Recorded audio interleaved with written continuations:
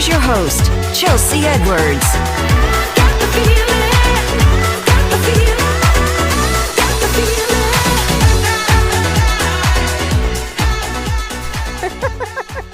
Hey, besties. Welcome to another episode of Chattin with Chelsea. I'm your daytime bestie, Chelsea Edwards.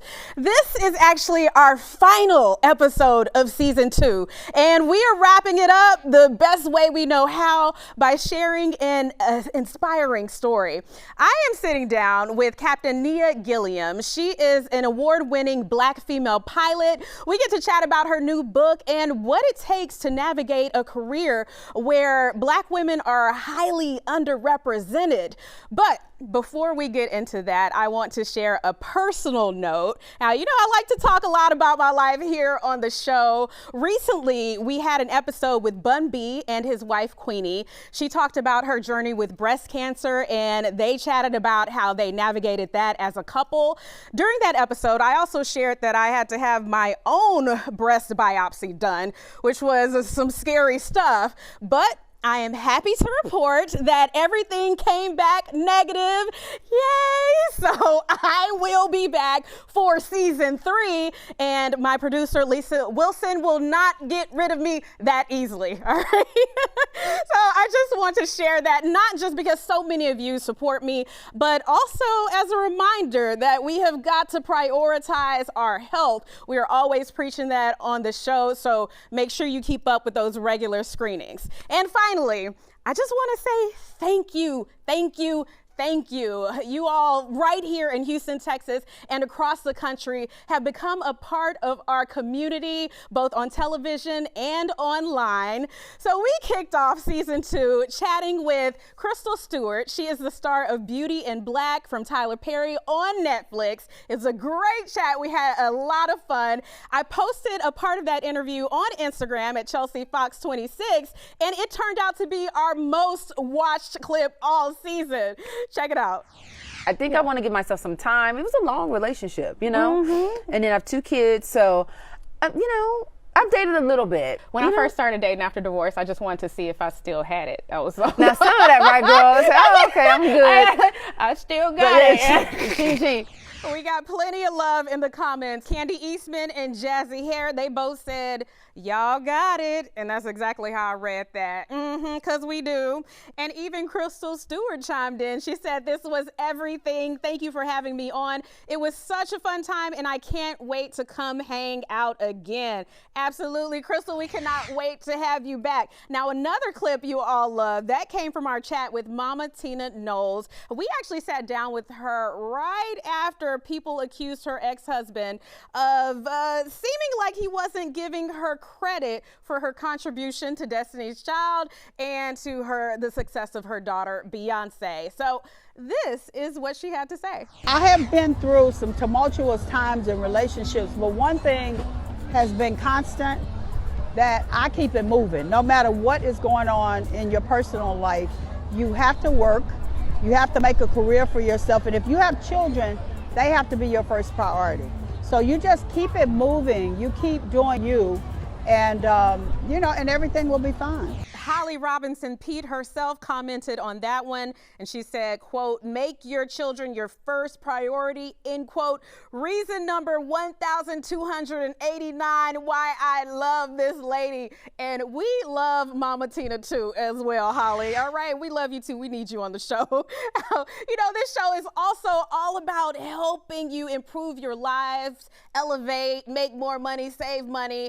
So we had our friend Sherry Green on to talk about what to say when a car salesman asks how much you can afford monthly. Another really popular clip. Check it out. You don't answer it. So instead you say, I'm more concerned about the principal balance and the interest on this vehicle. Oh, okay. Because you've already done your research before you got there. Wink, wink, ladies. Yes, you already did your research. Number one. So you already know what your monthly payment is going to be. Okay. So if they ask you that, they're likely going to just put you in a car that's going to fit their needs, not yours. So you can end up fitting that monthly payment that you want, but you're paying on it for a ridiculous amount of time. Or you're paying a really high interest rate. Great advice. And we got a lot of comments on that clip. Mocha Bay _T said, my first car, I had a 26% interest rate. Ooh, with this emoji right here, like, oh, girl. If I knew then what I know now, I would have smacked TF out the salesman for even asking me if that was okay. Well, the more you know, Mocha Bay, and you get to know more by watching the show. So go to our YouTube, Chattin with Chelsea. Watch all of these full episodes. Make sure you subscribe while you're over there. Like, comment, let us know which episodes were your favorite from season 2. We're going to take a quick break. When we come back, we've got that interview with Captain Nia Gilliam. Come back to me. Her memoir is called Cleared for Takeoff. In it, Captain Nia Gilliam shares her experience witnessing part of the 9/11 tragedy from her co-pilot seat. She also goes into how she achieved her childhood dream. We got to sit down with her at the Lone Star Flight Museum where she kicked off her book tour. First of all, congratulations on the book. Has it hit you yet that you're on shelves now? People can grab your story. Yes, I'm ready for that. Yes. It's been a journey, and I'm just happy that the book is finally out and everybody can read this inspirational story that I wrote. Nice. Is it all inspiration? Are we also getting some crazy captain moments as well?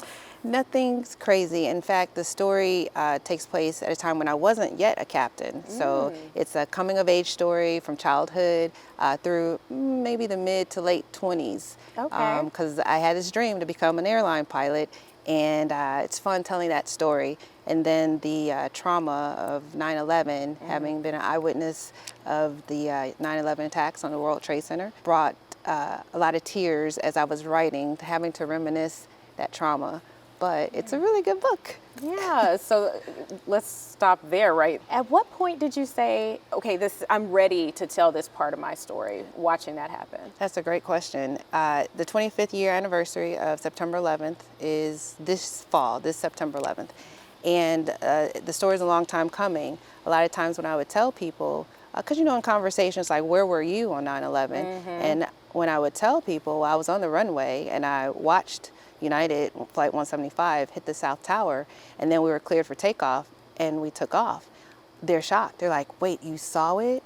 And so I knew that I had a story to tell because I'm still flying, and there was a point where I did not want to fly. I was ready to quit. So that was an incentive for me, motivation to get the story out. It's a perspective that no one has heard, and I think everyone would be interested in hearing. For you to still get back in the cockpit after that, what did that take? It took a lot of, well, it did take some therapy and reflection, journaling, which is how I was able to actually tell a lot of the story because I journaled a lot, I wrote a lot. And initially the story was for therapy. Okay. In the book I talk about a scene where my mom encouraged me to write for healing. And it was at a writing class that I shared my story with the instructor and the students. And when I was done just telling a small portion, literally everybody was crying. Wow. And it was hard to get through it. And that was the first time I had shared with strangers something that was so personal and to be so vulnerable. But I was able to do it. And now the world gets to read it, not just the folks from my class back in the day. Is that another part of the healing process, being able for anyone to be able to hear this part of your story? When I shared it in the classroom, that was a breakthrough for me. It was healing, but I had an opportunity to participate in the Women's List, which was a documentary. I was asked a question from the interviewer, was there a time you were scared in flying? And it just came out. Oh, wow. It came out, and I was surprised that I was able to share that. And that's probably when I was like, okay, I actually talked about this. Someone asked a question about being scared, and from then on I was able to talk about it, and now we have a book. Yes. Now, how has that experience changed your perspective, if at all, about your role, your job in the cockpit? Safety is always first. And that day, because I was asked, well, why did you take off? I mean, I could counter that, well, why were we cleared to take off, But here's the thing, live, real time. Nobody knew what was really happening. And when we were cleared for takeoff, myself at the time, I was a first officer, and the captain I was flying with, our aircraft was solid, it was good. There was no maintenance issue with the plane. We're usually told, okay, engine failures, fires, something that is unsafe, you reject the takeoff or decline the takeoff. There was nothing. I mean, we just watched a plane fly into a building. Yeah. That's something, but that's not what you're trained for. At the time, we weren't trained. So our plane was good. We accepted the takeoff clearance. And the journey from taking off to going back to Boston, you'll have to read about it. Yeah. But it's a lot more drama, if you will. Would you say that was the longest flight you ever took? Absolutely. Absolutely. Wow, what a story. You have been in the air more than 25 years now? Yes, I've been flying for 33 years Oof. in total. I started when I was 17, and those were the fun moments of the book, sharing the stories of my initial interest in flying at just age 10, and how I was introduced to it. My first mentor, Bessie Coleman, she was the first Black woman to get her pilot's license.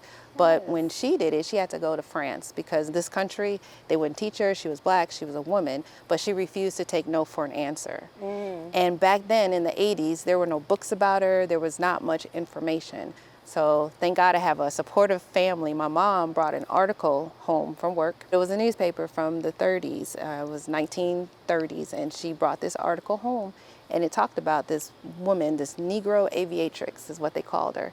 And I was like, wow, there was a pilot, someone who looked like me, who flew airplanes. And at 10, I knew, well, if she could do it at a time when racism was okay, sexism was okay, this was all legal.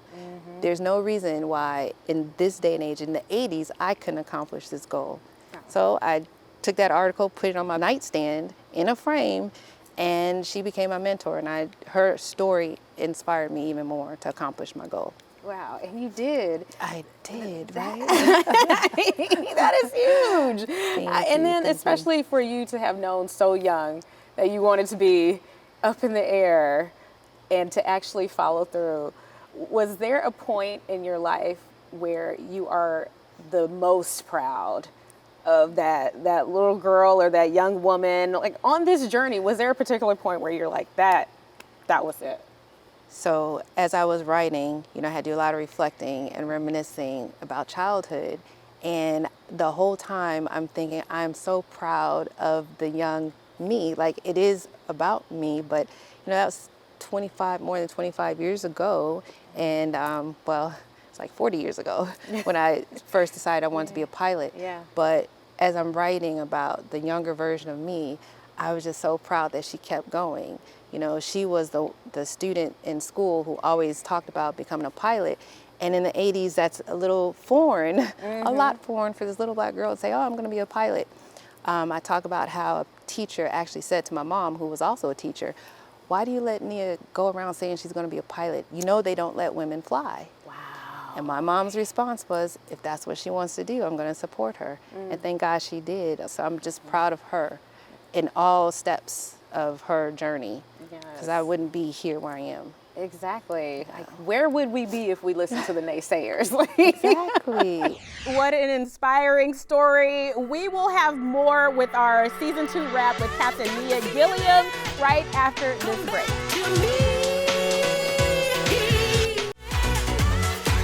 Welcome back. We have more of our conversation with Black female pilot Nia Gilliam. She shares what it was like flying a plane while pregnant and how she hopes her book inspires others. You also write about being pregnant while flying. I can't wrap my mind around how you worked that. Well, my first pregnancy was unplanned. It was unexpected. I actually found out a week after September 11th. So Oh, wow. I mean, without getting into details, because you got to read about it in the book. Yeah, you got to read the book. Right. But it was just one more thing that I wasn't expecting at all. And it was actually because of that and having my son, who is now a pilot himself, but it was that which brought me back to flying. I was going to quit flying, something I had dreamt of since I was 10. I was done. But now I have this little person, someone who's relying on me. So I did the only thing I knew what I could do, fly airplanes. So it was, I lost the love and the desire after 9/11, but it was the love of my son that brought me right back to flying. Wow. Yeah. Wow. And he gets to say that his mom actually continued with her dream. Yes, I definitely get to be a great role model for him. There's going to be challenges, there's going to be obstacles, there are going to be tough times in life, but you don't allow those things to hold you back. There's a quote by Henry Ford, when everything is going against you, remember the airplane flies into the wind, not with it. And it speaks to just resistance. Like planes, they need wind going against them to create lift. And so it's like through challenges, adversity, we get through them, meet them head on, and we'll lift and rise ourselves. So I like that metaphor. I like that. I'm going to steal that from you if that's okay. That's fine. What resistance are you still dealing with now? You know, life is, it's pretty good. I'm happy I didn't quit. There's my son and I, who, like I said, is a pilot. I initially didn't want him to choose this as a career. He was 3, actually. I was 10, he was 3 when he started saying he wanted to be a pilot. And I tried to discourage him just because of my own trauma. But I'm glad I didn't. He and I have this wonderful relationship. We could talk about airplanes. You know, people hear us talking and they think it's so funny because we're talking our own little language. But I'm at a good space and a good point in life where, I mean, I'm a captain for a major airline. I've told this awesome, amazing, inspiring story. And so I don't feel like there's anything as of yet that's causing resistance in my life. Well, that's good. Smooth sailing. That's what we go for. Or what do y'all call it in the flight industry? Smooth, no turbulence, No smooth flying. I like that. Smooth air. Smooth air. We're Yes. going for smooth air. Yes, yes, yes. Is it especially memorable that you are also celebrating here at the Lone Star Flight Museum? Oh, yes. So, special place for me. My son actually was interning here when they moved from Galveston and they opened this facility. So that was 2017. And then I co-founded an organization, Sisters of the Skies, and the whole purpose was to increase the number of Black women pilots in professional flight decks. So we do that through scholarship, mentorship, and outreach. And the very first outreach event we had was right here at the museum in 2018. We had 25 young girls to come out here to the museum. We showed them around. We took them up in airplane rides, and I had 4 flight instructors. And since then, we've done about 5 events here, and we travel with the Girls Rock Wings event. But to have hosted the first 5 of them here at the museum, and now to be here sharing the launch of my book, it's sentimental for me, to say the least. Like a full circle type moment. Yes. What do you hope other young girls see when they look at you in uniform or see that book on the shelf in the library? So that's a great question, Chelsea. As far as the book in the library, I'm very proud and honored to be able to share a story that young girls, I mean, anybody can read and get inspired, but especially because I spent so much time writing and reflecting on my childhood, and there not being enough books to share these stories with. So I'm glad to be able to contribute to history, I talk about 9/11, I talk about some Tuskegee Airmen, some key figures in there that contribute to aviation that everyone should know about if they don't. So I'm happy to contribute that with the book. So that makes me proud. And as far as seeing me at the airports, I do get this a lot when I'm at work. I get lots of little girls, grown women, grown men. I get a lot of positive feedback. They're happy to see me because they know that the journey wasn't always easy. What do people usually say when they come up to you in that way? It's so good to see a woman pilot. It's so good to see a Black woman pilot. I'm happy to see you. Yes. Yeah. Yes. I get all of that. Is there anything else you want people to take away after they close the last chapter in this book? I want them to, talking back to adversity, I really want people to read this book and feel good when they close it, because there are moments where they're going to cry. There are lots of moments where they're going to cheer. There's moments where they're going to be excited, especially when I share about my first time flying by myself, a solo student, as a teenager. And then when I finally accomplished my goal as an airline pilot.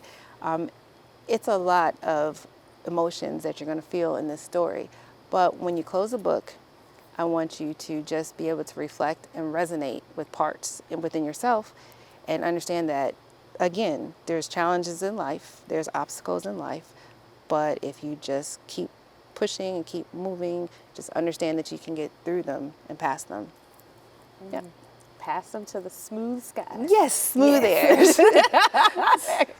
I just love that her son is a pilot now too. You can catch Cleared for Takeoff where books are sold. Check it out. We're gonna take a quick commercial break. We'll be right back after this. I've got the feeling. Come back to me.